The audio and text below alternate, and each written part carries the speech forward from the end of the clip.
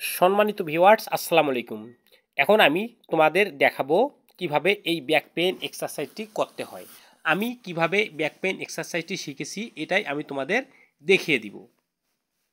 তা শুরুতে আমি তোমাদের দেখিয়ে দিলাম যে ব্যাক পেইন এক্সারসাইজ। এই ব্যাক পেইন এক্সারসাইজ যদি তোমরা নিয়মিত করো তোমাদের শরীরের ফ্লেক্সিবিলিটি 100% ঠিক থাকবে এবং শরীরে অতিরিক্ত তেল চর্বি বা ফ্যাট থাকলে সেটা 100% রিমুভ হয়ে যাবে। সো গাইস আমি তোমাদের দেখাবো কিভাবে আমি এই জিমটি শিখেছি আর কিভাবে আমি এই জিমটি করলে শারীরিকভাবে সুস্থ থাকি এবং শরীরের ফ্লেক্সিবিলিটি ধরে রাখি এই বিষয়ে তোমাদের আমি বিস্তারিত বলবো। সো গাইস ভিডিওটা না জেনে না টেনে একটানা কমপ্লিট করবেন আর আমার এই ব্যাক পেইন ইয়োগাটা দেখতে থাকবেন। আর এই ব্যাক পেইন ইয়োগাটা খুবই গুরুত্বপূর্ণ একটা ইয়োগা। এই ইয়োগা যদি তোমরা একসাথে করো তাহলে অবশ্যই তোমাদের শরীরের ফ্লেক্সিবিলিটি ভালো থাকবে, শরীরের রোগ প্রতিরোধ ক্ষমতা বাড়বে, যেমন ব্লাড প্রেশার, ডায়াবেটিস এবং হার্ট অ্যাটাকের মতো রোগ থেকে রেহাই পাবে। ওকে, এখন আমি ভিডিওটা কিভাবে আমি শিখেছি এটাই আমি তোমাদেরকে দেখিয়ে দিব। তা প্রথমে আমি পাটা নিচু করে এভাবে মাটিতে শুয়ে পড়ব। শুয়ে শরীরটা একটুখানি টাইট করে নিব। আবার উঠব। উঠার পরে আমি আস্তে আস্তে ট্রাই করব। দেখেন আমি সম্পূর্ণ কাত হয়ে শুয়ে নিলাম। তারপরে পা সমান করে দিয়ে হাত মাটিতে দিয়ে এখন থেকে একটু করে উঠার চেষ্টা করব। একবার সম্পূর্ণ ভর পায়ের উপরে দিব। সম্পূর্ণ ভর পায়ের উপরে দিয়ে যতটুকু সমান করে নেওয়া যায় একটু আগিয়ে নিব। তারপরে হাতের উপরে ভর দিব।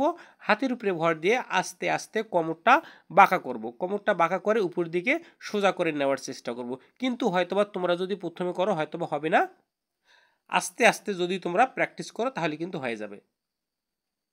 দেখো আমি একবার করে ফেললাম। তোমরা একবারে হয়তোবা পারবে না, হয়তো অনেকদিন ট্রাই করার পর পারবে। সো গাইস অবশ্যই ভিডিওটি A to Z দেখতে থাকবেন। আমি তোমাদের দেখিয়ে দিচ্ছি।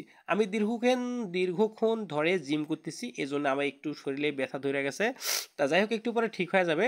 তা শুরুতে তোমাদের আমি দেখাচ্ছি। হাত দুইটা সমান করে নিব, পা দুইটা সমান করে নিব, নিয়ে সোজা হয়ে দাঁড়াবো। পিছন পাশে একটু বাঁকা হব, হওয়ার পর ডাইনে বাঁয়ে একটু শরীরটা ঝাঁকুনি দিয়ে নিব।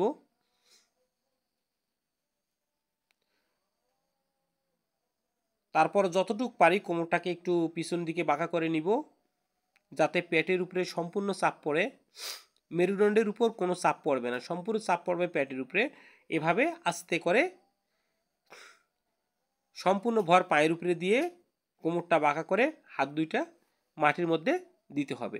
মনে রাখবেন যেখানে করবেন সে জায়গাটা যেন মসৃণ হয় বা সমান হয়, যাতে পড়ে যায় আর যেন মাথা ফাটি না যায়। তা দেখুন আমি কিন্তু একটু শরীরটা বাঁকা করে নিচ্ছি যাতে আমার শরীরের ফ্লেক্সিবিলিটিটা একটু ভালো থাকে বা শরীরটা একটু পাতলা মনে হয়। আর এই জিমটা যদি তোমরা নিয়মিত করো তোমাদের শরীরটা অনেক একবারে ফ্লেক্সিবিলিটি ভালো থাকবে এবং রোগ বালাই দূর হবে। সো গাইস ভিডিওটি দেখার জন্য তোমাদের ধন্যবাদ। যারা আমার পেজটাকে এ প্রথম অবস্থায় ফলো দেওয়া নাই অবশ্যই ফলো করে দিবেন। আবার ইউটিউব চ্যানেল থেকে দেখলে অবশ্যই চ্যানেলটাকে সাবস্ক্রাইব করে দিবেন, দিয়ে পাশে থাকবেন। আর সব সময় যদি আমার প্রয়োজন পড়ে অবশ্যই যোগাযোগ করতে পারেন। আমার নাম মোহাম্মদ হানিফ মণ্ডল, আমার বাড়ি রংপুর ডিস্ট্রিক্ট। আর এখানে স্ক্রিনে মোবাইল নাম্বারটা দিলাম, যদি পারেন যোগাযোগ করতে পারেন, কোনো সমস্যা নেই, আমি তোমাদের সাথে কথা বলবো। আর শারীরিক আমি বিভিন্ন প্রকার টিউটোরিয়াল দিয়ে থাকি, সেগুলো এনজয় করবেন। ওকে, সকলকে ধন্যবাদ।